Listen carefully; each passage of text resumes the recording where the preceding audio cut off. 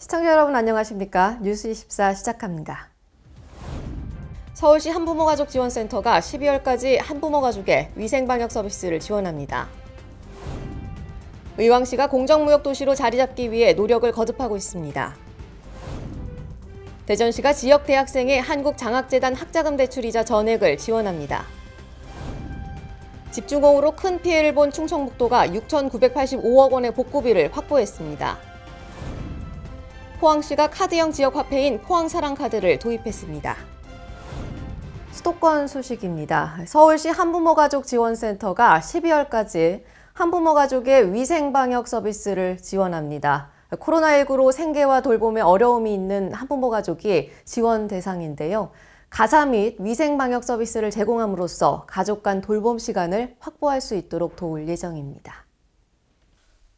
서울시 한부모가족지원센터가 한부모가족 위생방역 서비스를 지원합니다. 서울시 거주, 기준 중위소득 120% 이하 한부모가족이 대상입니다. 청소, 설거지 및 위생방역 서비스, 가구당 한 세트의 방역꾸러미를 무료로 제공하며 위생방역 서비스는 월 1회, 총 4회 제공합니다. 제출 서류를 서울시 한부모가족지원센터 메일 또는 팩스로 신청할 수 있으며 예산 소진 시까지 신청 가능합니다. 강북구가 공동주택 옥상에 텃밭을 설치할 경우 퇴비와 씨앗의 구매 비용 80%를 무상 지원합니다. 텃밭 조성에 따른 본인 부담금은 20%로 구입 희망자는 구청 일자리 경제과로 신청하면 됩니다. 강북구가 2016년 이후 건축 허가를 받은 지역 내 공동주택을 대상으로 옥상 텃밭 조성 비용을 지원합니다. 지원되는 품목은 달개 배설물로 만든 개분 퇴비 20kg 한 포와 무, 배추, 달랑무, 시금치 등으로 구성된 씨앗 4종류입니다. 이에 따라 시중가의 80%가량을 절약할 수 있게 돼 구매 비용의 20%인 퇴비 1,600원, 씨앗 각 400원만 본인이 부담하면 됩니다. 해당 품목은 책정된 예산이 모두 소진되기 전까지 구청 일자리 경제과로 신청하면 되고 구입 수량이 많을 경우 무료 배송도 가능합니다.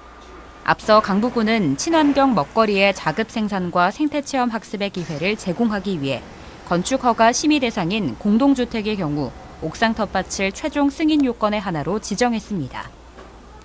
이와 함께 민간 건축물의 소유자에게는 설치를 권고하는 등 지난 2016년부터 옥상 텃밭 설치를 사실상 의무화했습니다. 빈 공간으로 방치되기 쉬운 옥상의 활용도가 늘어나 도시농업이 활성화되는 계기가 마련되고 텃밭을 통한 주민 커뮤니티 형성과 생산적인 여가 활동도 가능해져 일석삼조의 효과를 거뒀다는 평가입니다. 마포구는 기후와 환경 문제에 선제적으로 대응하기 위해 지난해부터 500만 그루 나무 심기 프로젝트를 추진해 오고 있습니다. 지난달 말에는 경의선 숲길공원 연남동 구간에 연남동 매화의 숲을 조성했습니다. 마포구는 푸른 숲이 가득한 마포를 위해 나무 심기를 계속해 나갈 계획입니다.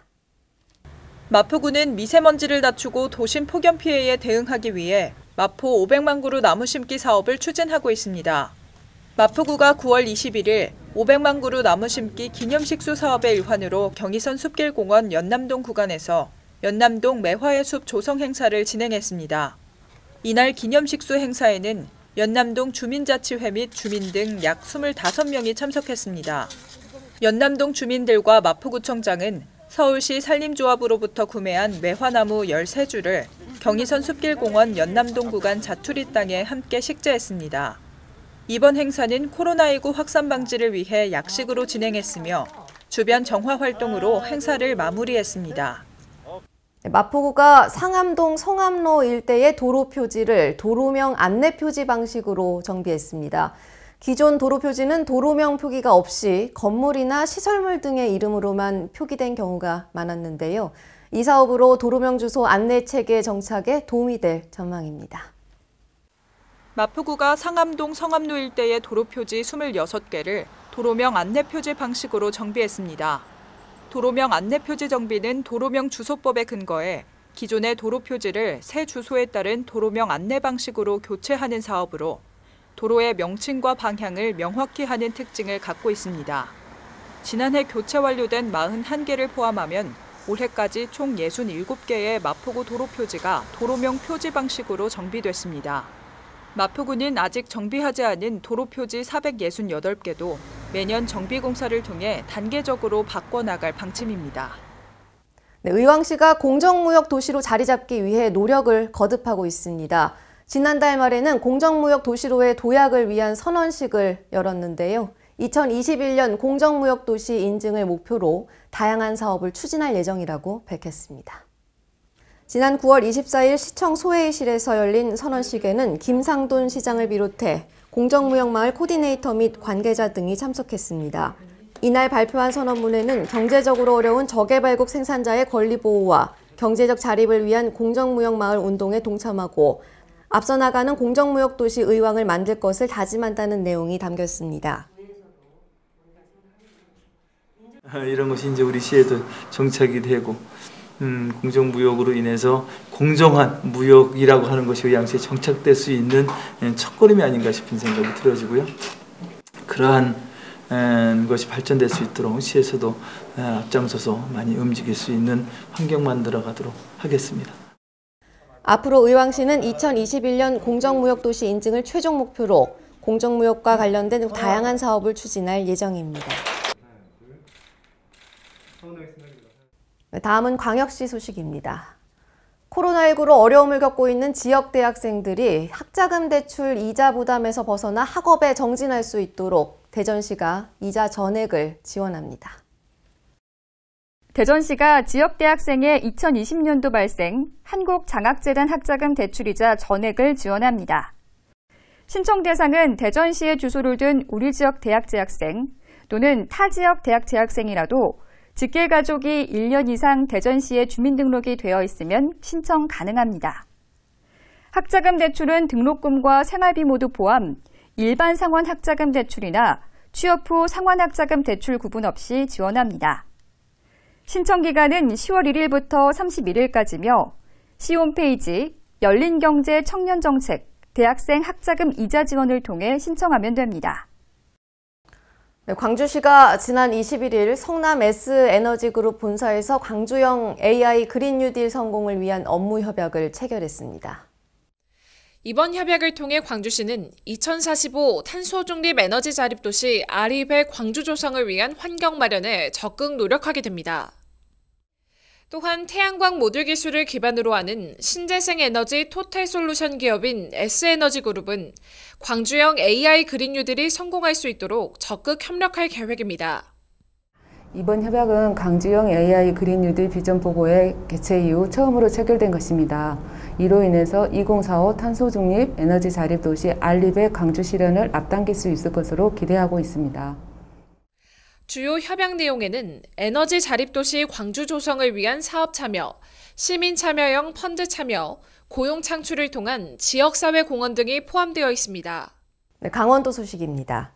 강릉시가 국토교통부에서 추진한 2021년 지자체 지능형 교통체계 구축 공모사업에 선정돼 294억 원의 국비를 확보했습니다. 이에 시는 스마트 도시를 목표로 사업에 필요한 행정 절차를 마친 뒤 내년 상반기 착공할 계획입니다. 국토교통부는 교통관리, 신호운영, 안전지원 개선 등을 구축하기 위해 강릉시를 비롯한 44개 지자체의 국비를 지원하기로 했습니다. 강릉시가 확보한 국비 294억 원은 서울, 부산 등 광역시를 포함한 국고보조사업 대상 지자체 중 최대 규모입니다.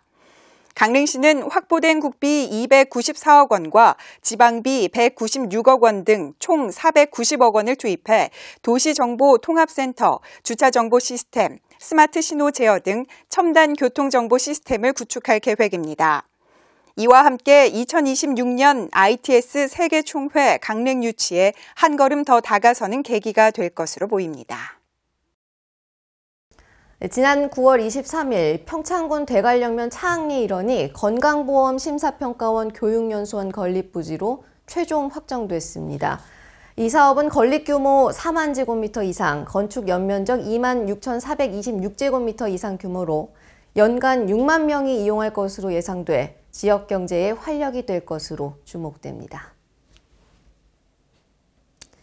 2000년 설립된 건강보험심사평가원은 4,500명의 직원이 근무하고 있지만 자체 연수원이 없어 지난해 10월 전국 지자체를 대상으로 공모를 받아 전국 9개 지자체에 신청을 받았습니다.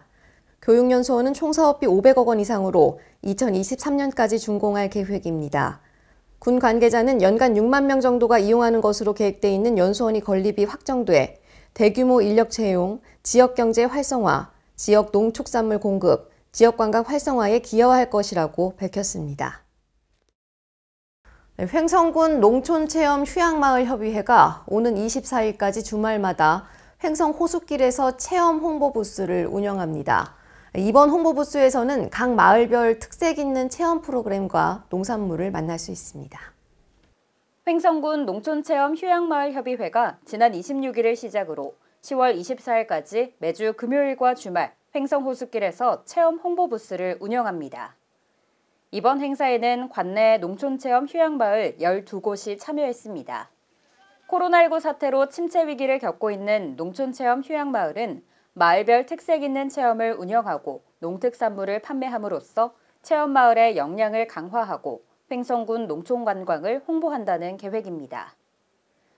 한편 체험 프로그램으로는 압화 액자, 향초, 천연비누 만들기 등이 마련돼 있으며 체험비는 2,000원으로 횡성 관광 상품권을 사용하거나 지역 농산물을 구매한 경우 무료로 이용하실 수 있습니다. 다음은 충청도 소식입니다. 지난 여름 집중호우로 큰 피해를 본 충청북도가 6,985억 원의 복구비를 확보했습니다. 이에 따라 도는 수해 복구 사업을 빠르게 추진할 계획입니다. 지난 여름 집중호우로 막대한 피해를 입은 충청북도가 복구비로 6,985억 원을 확보했습니다. 또한 2021년 재해위험지역 정비사업 관련 국비 682억 원을 확보해 앞으로 집중호우 대비가 강화됩니다. 우선 충청북도는 지난 여름 내린 집중호우로 총 2,497억 원의 피해가 발생했습니다. 피해가 컸던 충주와 제천, 단양, 음성, 영동 등은 특별재난지역으로 선포됐고 옥천과 진천, 괴산 등 3개 군 5개 읍면도 특별재난지역으로 지정됐습니다. 피해 복구비는 피해가 컸던 지역을 중심으로 고르게 확보했습니다. 단양군 1,560억 원, 제천시 1,668억 원, 충주 1,955억 원을 확보했습니다. 중부권인 음성군과 진천군은 각각 728억 원과 108억 원을 확보했고 괴산군은 143억 원, 증평군 1억 7천만 원이 지원됩니다. 청주시는 59억 원, 보은군 13억 원, 옥천군 82억 원을 확보했고 피해가 컸던 영동군에는 662억 원이 지원됩니다. 특히 충주 송강천과 단양 가평지구 등 12곳은 항구적인 수해 피해 예방 사업을 위한 예산 2,171억 원이 반영됐습니다. 충청북도는 피해 복구비가 확정됨에 따라 예산을 조기 확보해 속도감 있게 수해 복구 사업을 추진할 계획입니다. 재해위험지역 정비사업도 한층 탄력받을 전망입니다. 충청북도는 행정안전부 소관 재해위험지역 정비사업과 관련 총 102지구 1,363억 원의 사업비를 반영해 국비 682억 원을 확보했다고 밝혔습니다. 사업별로는 풍수해 생활권 종합정비사업 8개 지구에 184억 원, 재해위험 개선지구 37개 지구 360억 원을 확보했습니다. 급경사지 붕괴 위험지역과 재해위험 저수지구에 각각 74억 원과 19억 원을 확보했고 조기 경보 시스템이 필요한 26개 지구에 45억 원이 투입될 예정입니다. 특히 지난 여름 호우 피해와 관련해 영동군 용산면 동화마을 고립지역에 110억 원, 옥천군 동이면 침수지역에 150억 원이 반영됐습니다. 이외에도 충주시 신림면 소재지 저지대 침수지역에 74억 원, 청주시 옥산면 병천천 범람에 따른 해능보육원 침수지역과 대청댐 수위 상승 시 상습 고립지역에 각각 40억 원이 반영됐습니다. 보령시는 지난 24일 기부 캠페인인 8월의 크리스마스 나눔 행사를 개최하고 경제적으로 어려움을 겪는 취약계층 어린이에게 기부금과 필요용품을 전달했습니다. 보령시 대천 2동은 9월 24일 8월의 크리스마스 기부 캠페인에 사랑의 열매를 수확하고 나눔 행사를 가졌습니다. 대천 2동은 한 달간 800만 원의 기부금을 목표로 자율모금을 진행했으며 목표액을 넘어선 1,000여만 원의 성금과 물품이 기탁됐습니다. 이날 행사에서는 기부 사업의 첫 발걸음으로 도움의 손길이 필요한 아동 10명을 선정하여 손편지와 함께 필요 물품이 담긴 선물 상자를 전달했습니다. 네, 경상도 소식입니다. 양산시는 최근 교통사고가 잦은 신기동 인성산업 입구 부근에 교통안전시설 개선을 완료하고 신기교와 신기 삼거리 간 도시계획도로를 확장하는 등 안전하고 편리한 교통환경 조성에 힘쓰고 있습니다. 양산시는 최근 과속으로 교통사고가 잦았던 신기동 인성산업 입구 부근의 도로 구간에 대해 무인 단속 카메라 부스 및 교통안전시설물을 추가로 설치했으며 수막 현상 방지를 위한 종그루빙을 보완하고 횡그루빙도 설치했다고 밝혔습니다. 아울러 북부동과 명국동, 신기동 일대 교통체증 해소를 위해 2011년부터 도로 확장 공사를 단계적으로 시행해온 양산시는 나머지 신기교에서 신기 삼거리 간 0.76km의 구간 확장을 완료해 이달 중순 개통되면서 교통난 해소에 큰 도움을 줄 것으로 기대하고 있습니다. 포항시가 카드형 지역화폐인 포항사랑카드를 도입했습니다. 100억 원 규모의 포항사랑카드는 경제성과 편리함을 모두 갖추며 좋은 반응을 얻고 있는데요. 기존 지류형 상품권과 비교해 상품권 발행 비용 절감 등의 효과도 기대됩니다. 포항시는 21일 카드형 포항사랑 상품권인 포항사랑카드를 출시했습니다. 첫 발매일에는 포항사랑카드 출시 기념식이 열렸으며 이강덕 포항시장, 정혜종 포항시의회 의장, 김재동 포항상공회의소 회장 등이 참석해 포항사랑카드를 구매했습니다. 포항사랑카드는 지역 내 소비 활성화와 가맹점 매출 증대를 통한 소득 증가로 지역 경제의 선순환 구조를 구축하기 위해 발행하는 카드형 지역 상품권입니다. 만 14세 이상이면 누구나 구입할 수 있으며 충전식 선불카드 형식으로 포항 소재 대구은행에서만 구매 가능합니다. 구매 한도는 1인당 월 20만 원, 연간 한도 200만 원 이내로 충전액의 6% 할인 혜택을 상시 제공합니다. 또 기존 지류형 포항사랑 상품권과 병행해 할인 구입도 가능합니다. 포항시는 올해는 100억 원 규모로 3년간 총 500억 원의 포항사랑 카드를 발행할 예정입니다. 한편 시는 카드 출시 기념으로 예산 소진 시까지 4%의 혜택을 추가한 총 10%의 할인 혜택을 제공하고 있습니다. 전라도 소식입니다. 여행업은 코로나19로 인해 직접적인 타격을 입은 산업 중 하나인데요. 여수시가 이로 인해 어려움을 겪고 있는 여행업 관계자들을 만나 극복 방안을 논의했습니다. 이날 자담에서 권오봉 여수시장은 지역 여행사를 대표해 참석한 지역 여행업 관계자들의 코로나19로 인한 어려움을 듣고 건의와 제안 사항에 대해 답변했습니다. 참석자들은 권 시장에게 시티투어 축소 운영과 바가지 요금 근절, 여수관광 심포지엄 개최와 관광 동향 모니터링을 요청했습니다. 권 시장은 여러 제반 여건을 고려해 발전 방향을 연구하고 특히 바가지 요금은 숙박요금 사전 신고제와 여수시 어플리케이션인 여수야와 여수맛을 활용하겠다고 밝혔습니다. 지역별로 재난지원금 지급을 시행하는 곳들이 많은데요. 이에 무주군이 제2차 재난기본소득을 성별, 연령, 소득에 상관없이 전 군민에게 1인당 10만 원씩 지급합니다. 보도에 황인아 기자입니다. 무주군이 제2차 재난기본소득 지급으로 나이와 소득 성별 등에 관계없이 군민 모두에게 1인당 10만 원을 지급합니다. 군 관계자는 6개 읍면 150개 마을을 다니며 이장들과 각 가정에 방문해 직접 재난소득금을 지급했습니다. 황인홍 무주군수는 명절을 앞두고 있어 무주군에서도 재난기본소득 지급을 더욱 서두르고 있다며 2차 재난지원금이 코로나19로 지친 마음, 수해로 꺼진 가슴을 진정시키고 다시 일어서게 하는 동력이 됐으면 하는 바람이라고 말했습니다. 이어 24억여 원에 달하는 재원은 제24회 무주반딧불 축제 취소 경비를 비롯해 공무원 여비와 사무관리비 등 행정 전 분야에 걸친 세출 구조 조정을 통해 마련됐다고 설명했습니다. 지금까지 전북에서 황인아였습니다. 완주군이 임진왜란 당시 조선을 구한 순국 선열들의 넋을 기리기 위해 웅치전투 추모식을 거행했습니다. 완주군이 임진왜란 당시 풍전등화의 조선을 구하고 장렬하게 산화한 선현들을 추모하기 위한 웅치전투 추모식을 웅치전적비에서 거행했습니다.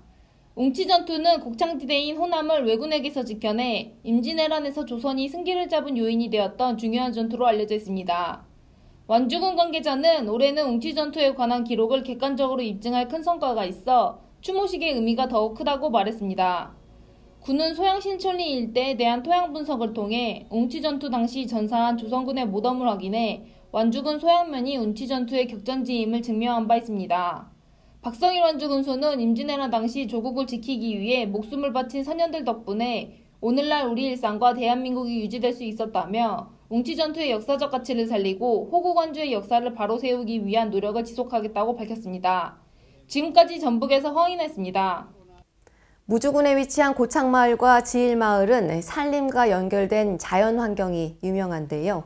산림청이 두 마을을 산불 없는 녹색마을로 선정했습니다. 황인하 기자가 전해드립니다. 무주군 무풍면 지일마을과 분안면 고창마을이 산림청으로부터 소각산불 없는 녹색마을로 선정됐습니다. 황인홍 무주군수를 비롯해 성상용 무주국유림 관리소장, 마을이장, 주민들은 협판식을 갖고 소각산불 없는 녹색마을을 유지하고 청정한 이마를 보존할 것을 다짐했습니다.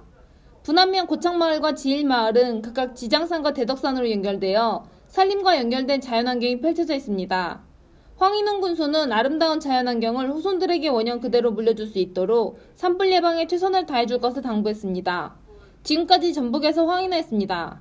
네, 선선한 바람에 가을 분위기가 물씬 느껴집니다. 다만 전국 대부분 지역의 아침 기온이 10도 이하로 내려가서 일교차가 크게 벌어질 것으로 보입니다. 건강관리 유의하시기 바랍니다. 이상 뉴스24 마칩니다. 시청해주신 여러분 고맙습니다.